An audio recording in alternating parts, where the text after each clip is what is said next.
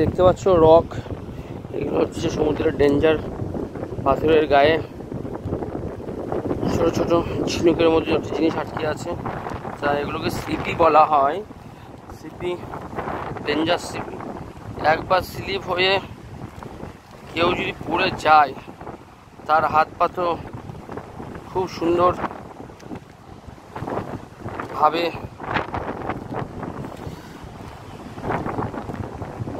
কেটে যাবে।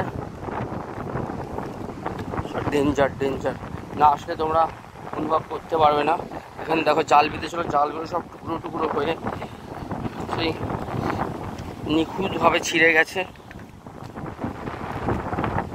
আর কি বলবো, চলতেও অসুবিধা হচ্ছে, তবে ভয় লাগছে। একবার স্লিপ হয়ে গেলে ব্যাস কেল্লা ফাতা হয়ে যাবে। কিছু জায়গায় যেখানে ডাউন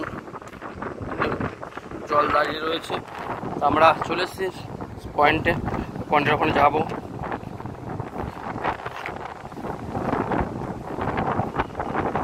তা যাই হোক, এখন জল অনেক দূর চলে গেছে। আর দীঘায় এসে তোমরা সাবধানে, এত পয়সা খরচা করে আসার পর পুলিশে এসব জায়গায় নামতে দেয় না, কিছু দেখতে দেয় না, সে কুকুরের মতো করে। ওল্ড দীঘা তো আগে খুব ভালো ছিল। ওই বুলডগ ফেলে দেখো, বুলডগ ফেলে ফেলে ফেলে ফেলে সে বিচের তো মাবুন করে দিয়েছে সরকার, এত বাজে করে দিয়েছে। কোনো ন্যাচারালিটি যে বিচ হয়, যে সমুদ্রের বিচ ন্যাচারাল, সেই সব কিচ্ছু নেই। আর এখানে তো শুধু উল্টো পাল্টা জিনিস।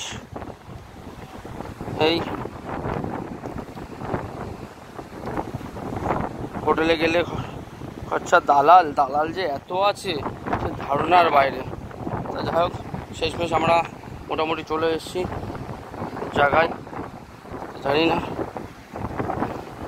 মাছ পাবো কিনা, তবে আশা করি মাছ পাবো। মাছের ভিডিও দুপুরে করে রেখেছি।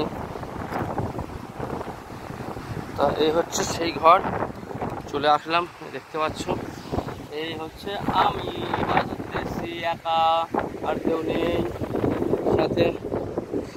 তবে ঘরে কিছুই নেই, হচ্ছে একটা নিশানে ঘর। তো চলো দেখা যাক, সমুদ্রের সাইডে গিয়ে মাছ ধরার চেষ্টা করি।